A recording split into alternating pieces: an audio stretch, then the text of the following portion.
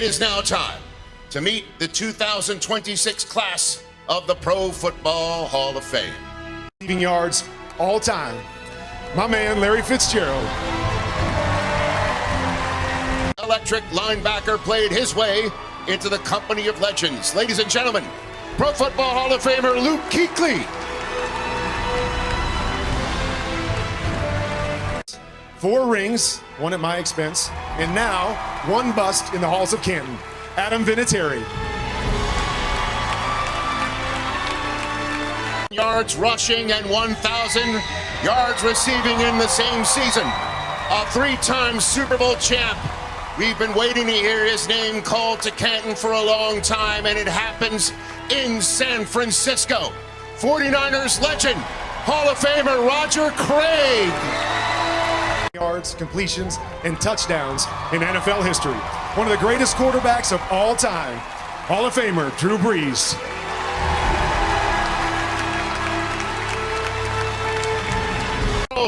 Luke Kuechly, Adam Vinatieri, Roger Craig, and Drew Brees. Mortals now immortal.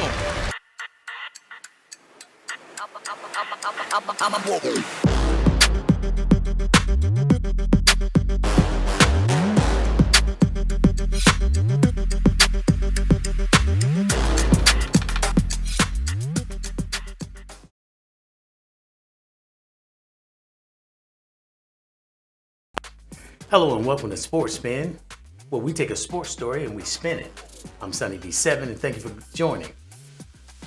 So, yeah, you saw the video up front. You saw the 5 inductees into the Pro Football Hall of Fame. It's always nice to see some of the players you watched over the years get inducted into that Pro Football Hall of Fame, although their criteria for getting in is never going to, the questions of it is never going to be answered.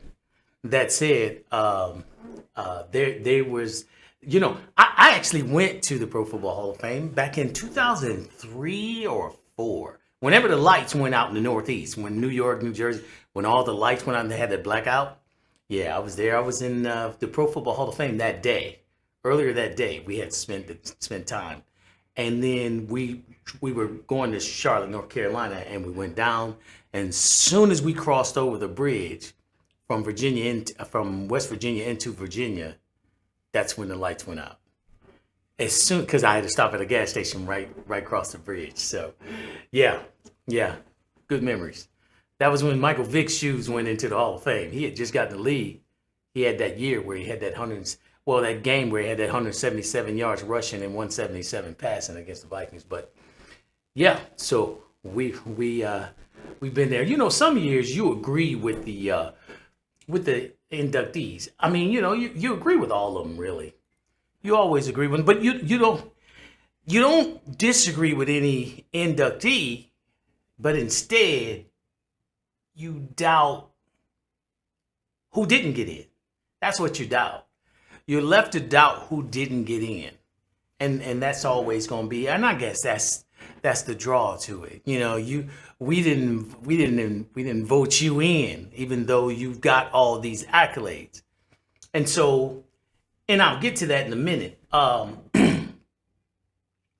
You know, because the criteria are always, I think and that might be part of the plan, where they have the criteria where you can't really put your finger on it. And that's why I don't put too much faith in it. But it's still always good to see those players get immortalized. So, you know, that's it. The question is, who was your favorite inductee in this Hall of Fame class? Now, you all have favorites. Everybody's going to have favorites. You can say what you want. I say all of them deserve it, but I have favorites in there, and I'm sure you do too. Leave your favorites in the comments if you feel like talking about it.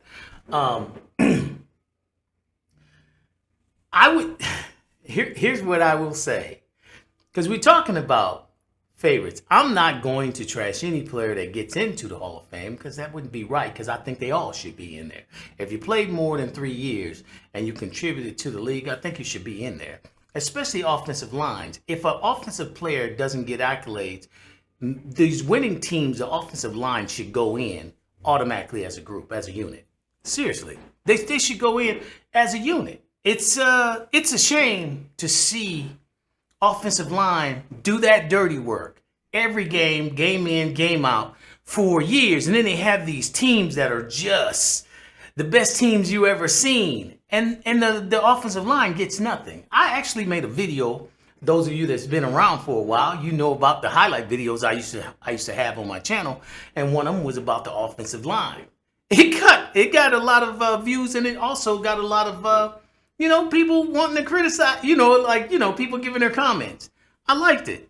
I was shocked because you never talk about the offensive line, so why you got an opinion? But they didn't have real bad opinions. Some people agreed, some people disagreed. It was all good and fun. But I was trying to start something. I was trying to say, listen, those guys are football players. I know we like to treat them like they just there to like the referees or something. No, they're football players. They keep the quarterback safe. They help create alleys for the running back, and they hold things for the quarterback to be able to throw down way downfield to that receiver that can run 4.3 40. They serve a big purpose. So I think they should have a section for by skill position, or not skill position, but not by position. That would be 11. That'd be too many. But what I mean is maybe they should have like an offensive line section. Defensive line gets in. If the defensive line, if he's doing his job, he getting in. But it's the offensive line that don't get in. The one that had to go against Aaron Donald. The ones that had to go against Warren Sapp. Those guys don't get in often. Every now and then. But I think they should spend more time on them. That's just my personal opinion. So when I was talking about favorites, here's a couple of my favorites in this year's class. Now, there's also a wild card in there, and I'll talk about that at the end. But the first one I'm going to talk about is Larry Fitzgerald.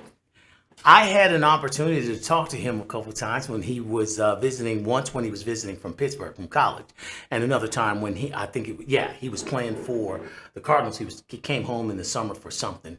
His dad is there in Minneapolis. His dad is a sports,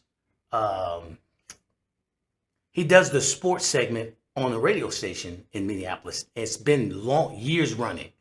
And I've talked to him a couple of times because I actually worked near the radio station once or twice, not once or 2 days, but I had a contract not too far. But I ran into him. I also talked to him on the phone. Both of them really, really, really great guys. And so when you see somebody like that go in the Hall of Fame, you're happy for him because, Larry Fitzgerald is not a rah-rah guy.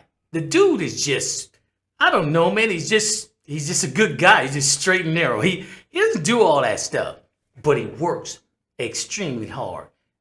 In my opinion, that was the second coming of Jerry Rice. But nobody's seen it or nobody recognized it because he's not, look at all the passes I caught. He's not that guy.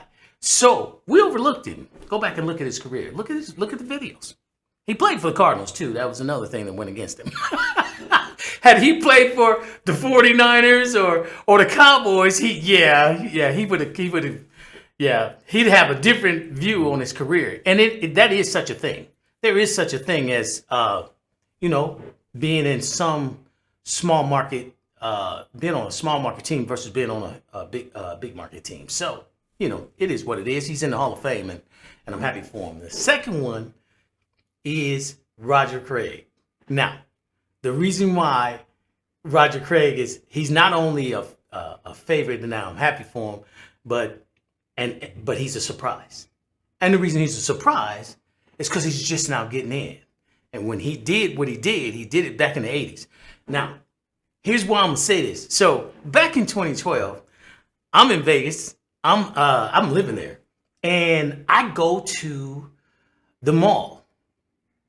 I think this was 2012. I think this is 2012. I've been to Vegas so much until, the times run together. But I was in the mall.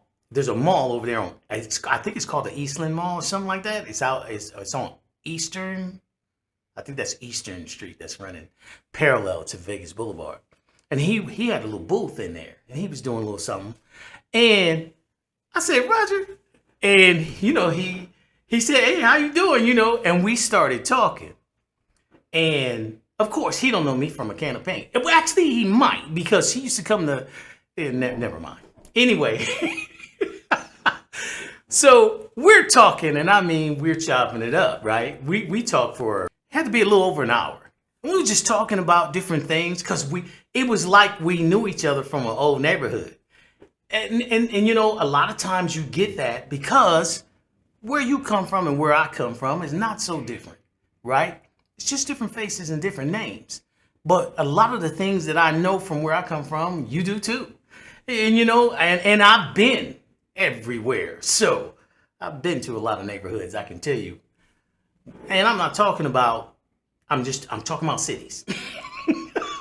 I'm talking about, yeah. So anyway, so we talking. So of course you knew it was coming. So I said, so Roger, why in the blank are you not in the Hall of Fame? What is that? So let me just say, I can't remember his exact words, but it was eloquent. He was his explanation was good, and he wasn't complaining. It was like, well, I don't know, but yada, yada, yada. And he talked about the game and his career. And I talked about, the 1,000 yards and the 1,000 yards.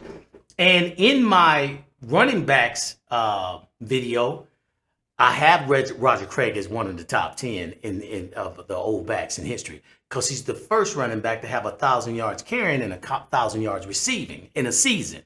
Yeah, he was the Marshall Faulk before Marshall Faulk. Man, he didn't move like that, but you know what I'm saying. So yeah, so we was talking about it. And before I left, I told him I hope they get you in because you definitely deserve it. I was hard on you when you was at Nebraska. But you made up for that. You got in the pros and you got busy, and I can appreciate it. So yeah, and he laughed. We had a really good one of the best conversations I've had. I've talked to a lot of these football, basketball players, a lot of them, a couple of baseball. Just on a whim. We're just in the same place and we just start talking. And he's one of the best. So I sat here and saw him, and I just felt it's like the time went back to that day we was hanging out. And man, I'm really glad for him. This is a special moment for him. You can tell by his face. He's been waiting on it. He's been hoping for it.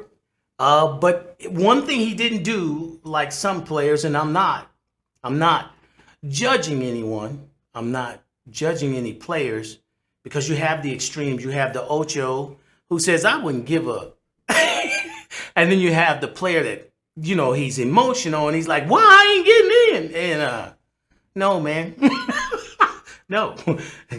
If they put you in, fine. If they don't, you're fine. Don't worry about it. We saw you. You in our Hall of Fame. So don't worry about it. You don't get in there, that's fine. It's not like if you ain't in the Hall of Fame, we didn't see you. We saw you. So for those players that didn't get in, first ballot, second ballot, or whatever ballot, we saw you. So don't worry about it. You'll get in when it's time. If you don't get in, we still saw you. You still played the game. You still contributed. Because here's the thing. You wouldn't think you belong in the Hall of Fame if you hadn't put in the work. Yeah. There's no player who was mediocre wondering if he getting in the Hall of Fame. That is not going to happen. The only player, watch who wants to get in the Hall of Fame. It's the players that say, hey, I changed this game. I came in here and contributed. I should be in. Most of the time, they're right. I'm just saying. Most of the time, they're right. So anyway, those are the two. Now, I'm about to bring up the wild card. So there's one player on that thing that there's a controversy that he's tied to. Now, it's not bad. Don't hold on to yourself. It's, you didn't let Belichick in. They say, well, because of the cheating scandals and all that. Then you didn't let the owner in, Kraft. Yeah, well, him and both of them. But you let Vinatieri in. Ain't he on the team? Oh, yeah, of course he was. The first Spygate was that one, the 2002 Super Bowl. So you let him in. So the argument they've been having is, should Brady get in? Well, I guess so. Vinatieri got in. You can't stop Brady now. So Vinatieri gets in and Brady gets in, but Kraft and Belichick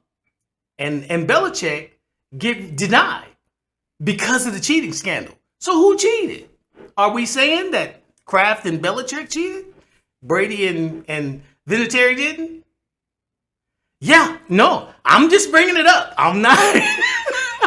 I don't have a dog in the fight. I just thought that was an interesting one right there. But anyway, that's all I have for today. Thank you for watching. Hope you like, share, and subscribe. Until next time, remember, this sports story has been spun. Take care.